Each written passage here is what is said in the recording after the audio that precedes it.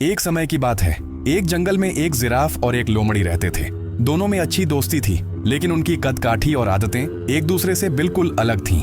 Giraffe बहुत ऊंचा था, उसकी लंबी गर्दन आसमान को छूती थी। वह ऊंचे ऊंचे पेड़ों की टहनियों से हरे हरे पत्ते खाकर खुश रहता था। दूसरी ओर लोमड़ी छोटी थी और बहुत चालाक भी। उसे जमीन पर गिरे हुए फल, छोटे जीव जंतु और झाड़ियों में मिलने वाला खाना पसंद था।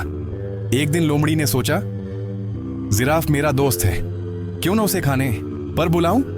लोमड़ी ने अपने बिल में जिराफ को दावत पर बुला लिया। उसने चावल और दाल पकाई, लेकिन उसे एक चौड़े बर्तन में परोसा। जिराफ ने बहुत कोशिश की, लेकिन उसकी लंबी थूथन उस बर्तन में जा ही नहीं पाई। बेचारा भूखा रह गया।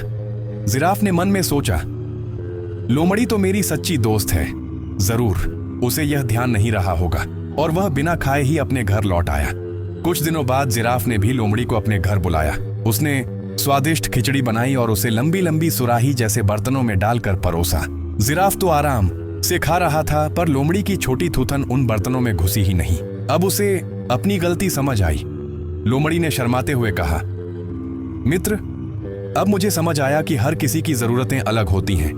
हमें एक दूसरे की स्थिति को समझकर व्यवहार करना चाहिए। जिराफ मुस्कुराया और बोला, सच्ची दोस्ती वही है जिसमें हम एक दूसरे की भिन्नताओं को स्वीकार करें। उस दिन के बाद से दोनों ने हमेशा एक दूसरे की पसंद नापसंद का ध्यान रखा और उनकी दोस्ती और गहरी हो गई।